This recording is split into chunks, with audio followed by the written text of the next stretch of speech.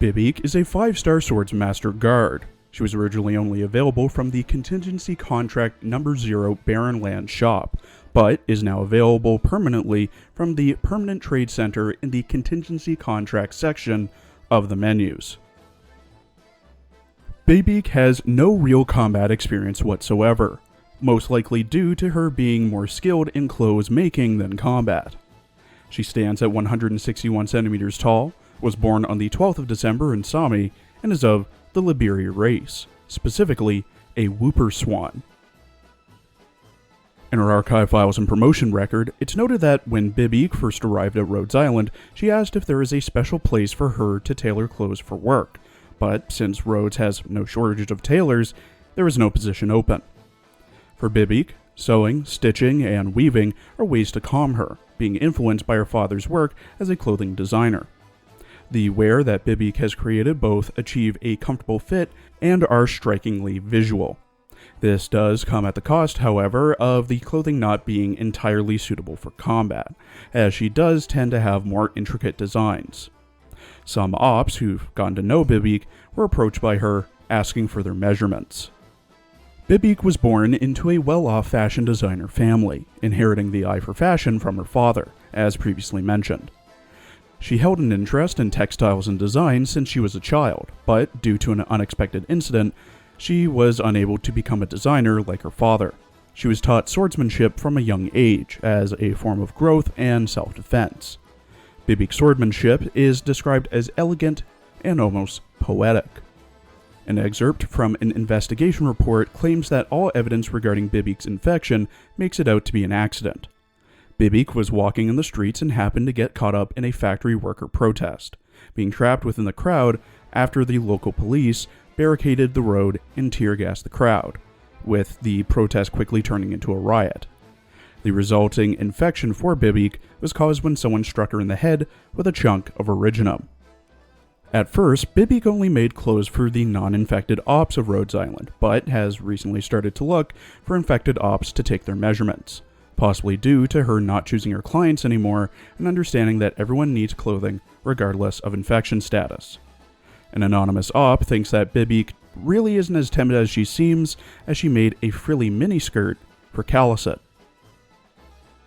Bibeak is confirmed to be infected. She has a cell originum assimilation of 6% and a blood originum crystal density of 0.19 parts per liter. It's noted in her file that there are originum crystals across her torso, and that Bibeak rarely comes into contact with originum after the incident. In her character art drawn by Ravon, Bibeak wears a frilly indigo dress with a ribbon under her bust, a white with blue interior cape, frilly white sleeves, white gloves, a massive frilly indigo and white with ribbons skirt, black combat boots with indigo laces and white ribbons, a white lace and infection monitor choker, some scabbards on her back, a white bow, white flowers and indigo flower in her hair, and a white scabbard with some black belts around her waist. In her voice lines, voiced by Akane Fujita, who also voices Megumi Uda in High School Fleet, Sagiri Izumi in Eromaga Sensei, Leader in Scientific Railgun, Renee in Grand Blue Fantasy, Yukari Mizumoto in Idolmaster, G36C and FN57 in Grol's Frontline, Sucrose in Genshin Impact, Shangri-La and Baton in Azure Lane, and Miyako Tsukiyuki in Blue Archive. Bibeak often talks about tailoring or uses euphemisms in relation to tailoring. ごきげんよう、ドクター。私、コードネームはバイビークと申します。ここって裁縫室はありますか？今日は外に出なくてもいいんですか？よかったです。私みたいな感染者はこんなお洋服を着るべきじゃないですよね。自分の手で仕立て上げたものなのに、着る権利がないなんて。ロドスでは着ていいんですか？本当に？裁縫室はどこでしょうか？布地の折り目と同じように。やり方は一つです。弦と針の扱いって通じるところがあるでしょうか。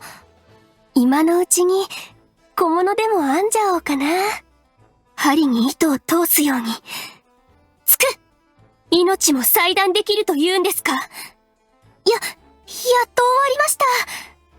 皆さん、もし制服が破れたりしてたら、私がお直しします。戦闘用の服もバッチリ準備してきました。私のお洋服ですか？これは自分でデザインしたんです。裾には伝統的なモチーフを当ててみたんです。パパの作品には遠く及びませんけど。でもこれもクラシックスタイルへの私なりのチャレンジです。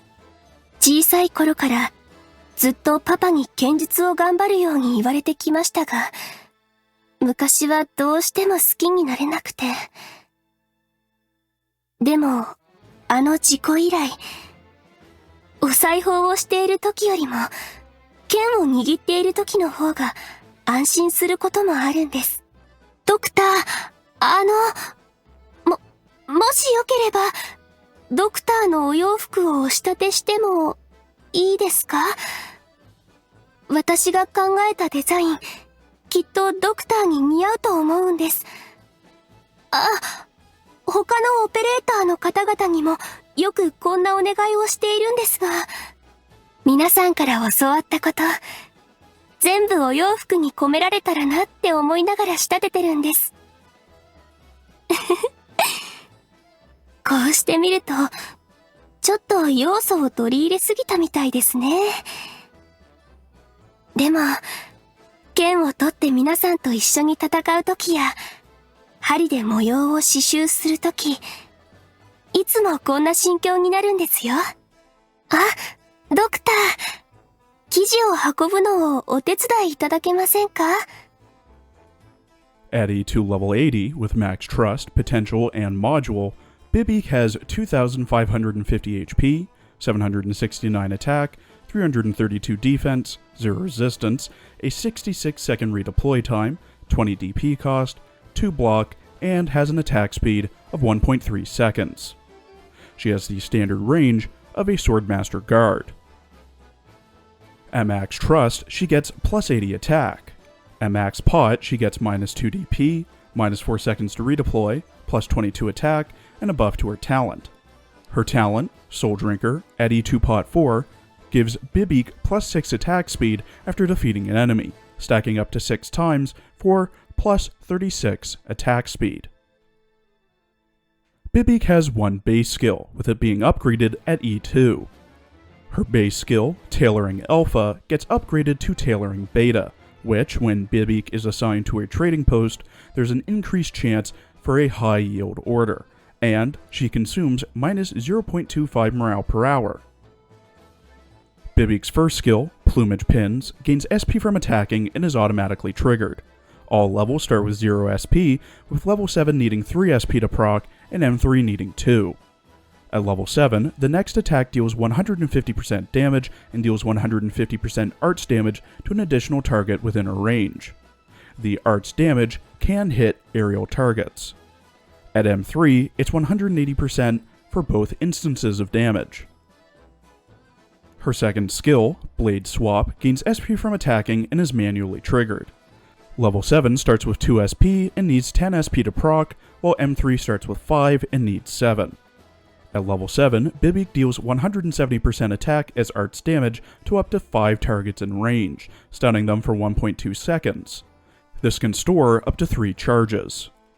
At M3, it's 200% attack as arts damage to up to 6 targets, stunning for 1.8 seconds, and also storing 3 charges.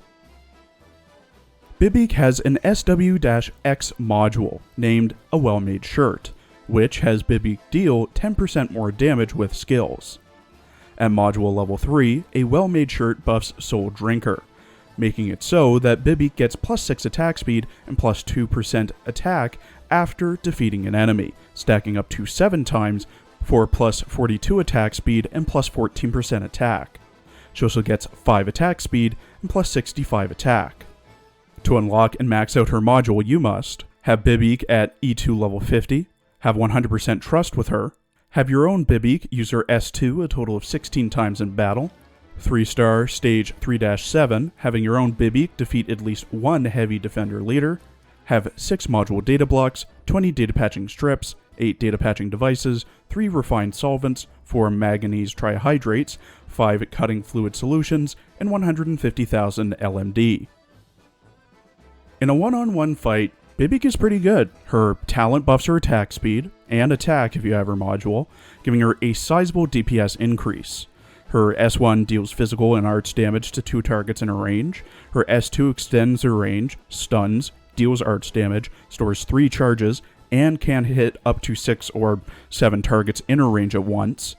Both her skills have low SP costs, her attacks hit twice but only count as 1 hit on account of her subclass, and she's fairly easy to obtain and get max pot for, since you just need the contingency contract currency to do so. The downsides are that her S2, comparatively, doesn't do much damage compared to other skills that have similar functions, i.e. a nuking skill for taking care of crowds of enemies. The damage output she does have isn't that high, even with her talent and S1. She has a higher DP cost than most other guards, and since her skills are offensive recovery, that means she can't proc any skills with no enemies to attack. But really, those are more nitpicks for cons than anything. Sure, she can be useful, and I do have her raised to E2, I want to say level 60. Her S1 is good for arts damage when you don't have arts damage dealing units like a supporter or a caster or an arts guard, and her stun from her S2 is always useful because it helps with crowd control and delays enemies. And both skills, as I mentioned, do arts damage, but even though I have her at E2 level 60 with her module, comparatively, I don't use her that much compared to other guards, or just Swordsmaster guards in general, even with 6 stars like Chen and Irene. Really, the only times I use them are in integrated strategies. Rarely, if ever, use them in main episodes or even events. Medium-low priority to build. Thank you for watching. Please follow my Twitter and Blue Sky for updates, and please check out my other Azure Lane and Girls Frontline videos as well. There will be a teaser out tomorrow for next week's character and story summaries.